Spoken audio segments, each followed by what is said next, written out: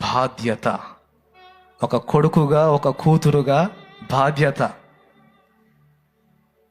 నీ ఇంటిని నువ్వు ఎట్లా కాపాడుకుంటావో ఇదిగో ఈ ఇంటిని కూడా కాపాడుకోవలసిన బాధ్యత నీకు మీ అందరికీ ఉంది. పోయిన వారం అన్న ఒక మాట చెప్పాడు, ఆ కట్టెలు తీయాలని చెప్పినప్పుడు నేను వెళ్ళాను.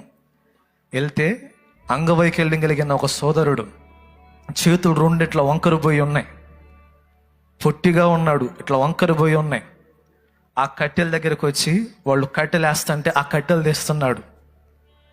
ఇట్లా చేతులన్నీ వంకరపోతే ఆ వంకరపోయిన చేతులతోనే ఆ కర్రలు పట్టుకొని భుజాల మీద పెట్టుకొని వెళ్ళి పక్కన వేసి వస్తున్నాడు.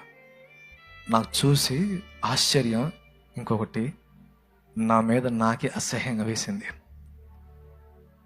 చేతులు కాళ్ళు అన్నీ ఇన్ని బాగుండి ఇంత లేటుగా వచ్చాను నేను.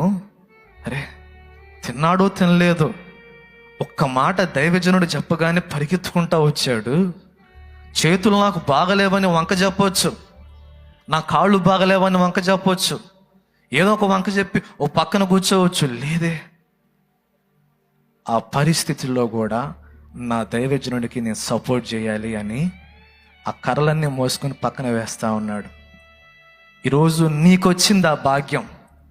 నీవు దేంట్లో నైపుణ్యం చెంది ఉన్నావో నీకు తెలుసు. నీకు కరెంటు గురించి బాగా తెలుసా, అదిగో ఆ పరిచయం నువ్వు తీసుకోవాలి. అక్క నీకు వంట చేయటం బాగా తెలుసా, ఆ పరిచయం నువ్వు తీసుకోవాలి. లేకపోతే నాకు ఏది రాదన్నాయా అంటావా, ఆడికొస్తే ఆ గ్రౌండ్కి వస్తే అక్కడ చెప్తారు పరిచారకులు, అమ్మ ఈ పని ఉంది అని చెప్తారు. ఆ పని చేయి. నీ ఇంటికి దీవెనది, నీ ఇంటికి క్షేమం అది. పరిచయను పక్కన పెట్టి ఇంటికి వెళ్ళి నువ్వు ఇంటిని ఎంత అందంగా చక్కదిద్దుకున్నా వ్యర్థమే, శూన్యమే. కానీ దేవుని కోసం నువ్వు చేసే ఒక గంట పని పరలోకంలో యుగాలు చెప్పుకుంటారు. అది గొప్ప పని. కాబట్టి అయిపోగానే కూడిక అయిపోగానే వెళ్ళిపోవటం కాదు, కానీ అక్కడ పరిచర్య ఏమన్నా ఉందా నేను చేయటానికి అని వచ్చి అక్కడ దర్శించి పరిచర్య ఏమన్నా ఉంటే పరిచర్య చేయండి.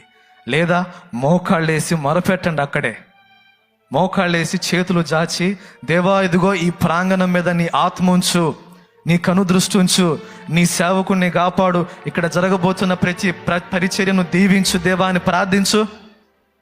శత్రువు దాడి ఎంత ఉన్నా సరే ఇదిగో నీ ప్రార్థన మనందరి ప్రార్థన విని ఇదిగో ఆయన అడ్డుకుంటాడు వాటన్నిటిని.